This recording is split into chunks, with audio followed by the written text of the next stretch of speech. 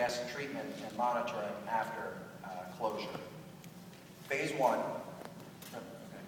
phase one is associated with the gas well and piping installation, and phase two is going to be associated with the capping and liner installation.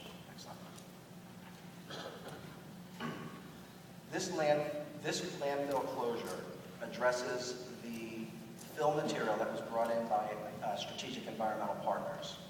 As shown on the aerial, the gray area represents the fill material that was brought on the site. This area is approximately 19 acres. The yellow line that's depicted around is the limit of disturbance associated with phase two, the liner construction. That area will be approximately 22 acres.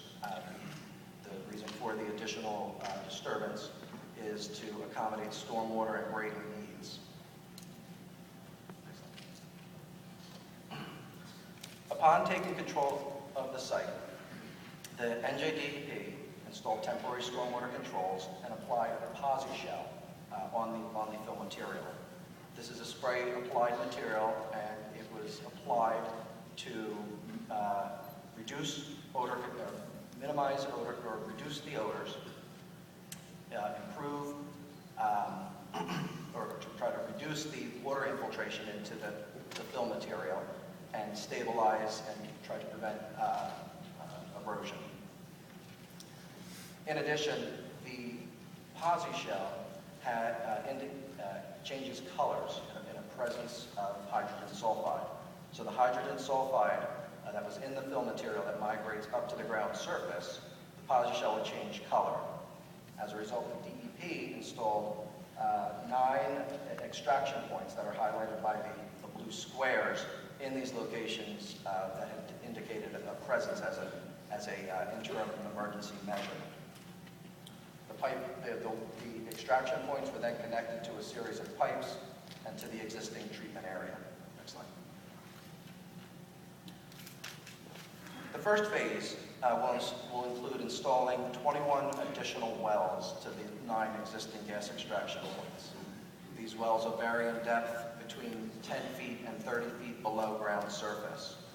There will be valves and ports at each well location to monitor and adjust the gas collection. The valving will enable targeted gas collection during our operation. Next slide. The wells were selected to supplement and fill existing coverage gaps that the existing gas extraction points coverage gaps. The line that the purple line represents an approximate 125-foot radius of influence for subsurface gas collection. Once the system is installed, there'll be a constant vacuum on the landfill.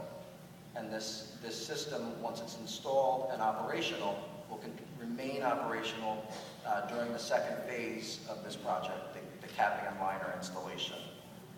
As shown on the figure, you can also see that there is, as far as the coverage, there's an overlap in the radius of influence to obtain complete collection coverage.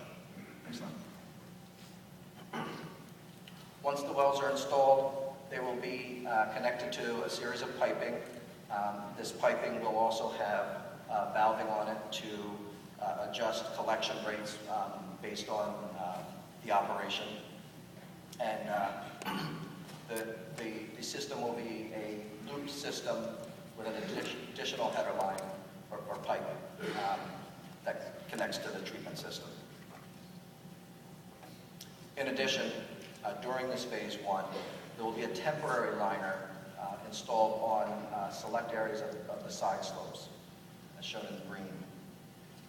These areas have demonstrated higher hydrogen sulfide presence, and this liner will function as a type of blanket in those areas to enable the gas wells to better collect the hydrogen sulfide. Next slide. And you can skip it. Actually, I'm going to just go back, just for the purposes. Some of the slides have various components highlighted. This is just everything tied together. Next slide. I'm now going to discuss phase two. Phase two with the liner and cap installation. The existing topography will need to be adjusted to provide proper closure grades and stormwater management. In general, the goal is to minimize any disturbance of the Strategic Environmental Partners, or SEP. SEP fill material, and the colors that are represented on the table, and you'll be able to see these when you download them, represent where you either have to raise or lower the grades to achieve the grades for closure. In addition, one of the goals is to optimize on-site fill and minimize the amount of trucks coming into the site.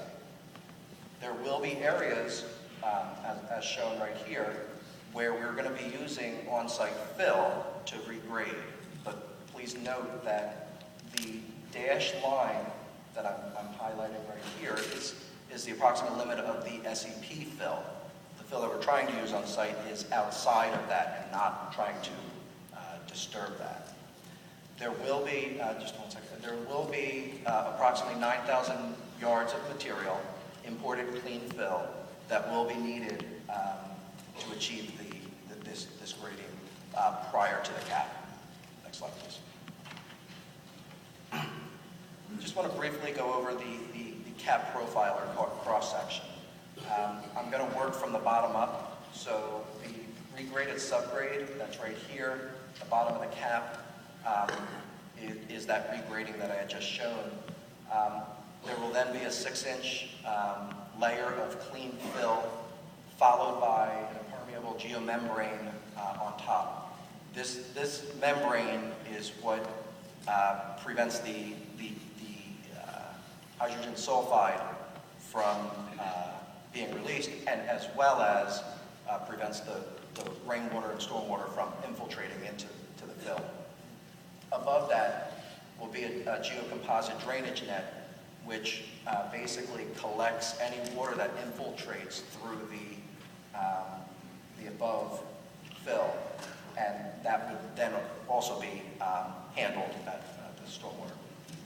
And above the geocomposite drainage net will be about 18 inches of fill that is clean fill that will be brought on site, and the final restoration would be grass. There will be a need to import clean material to achieve the disclosure. The table shown here shows the various cap components I just mentioned with their associated volumes and approximate loaded truck trips. The bottom table represents an approximate range of expected truck trips. As Tom had mentioned earlier, there's going to be some vehicles in this summer for some stockpiling of the material. In the fall, the material will, those truck trips will kind of drop off. And then next spring, to wrap things up, there'll be an increase of truck traffic for an approximate 2-month period. Next slide. So this is a basic the grading that's associated with the closure. I'm now going to start talking about the stormwater component. And this component, the stormwater component, just please keep in mind that it is above the liner. Next slide. So in these slides, I'm going to be talking about swales and downshoots, and for those of you who may or may not be familiar with them, on the right, on the left side, is a grass-lined swale, just to give you an example visual. And then when I mentioned downshoots and gabion-lined, this would be an example of a downshoot, and you can see here where the gabions are in essence rocks in a wire mesh basket. Next slide. So on the top of the landfill will be a series and a network of grass-lined swales, which will collect and convey the stormwater off the landfill.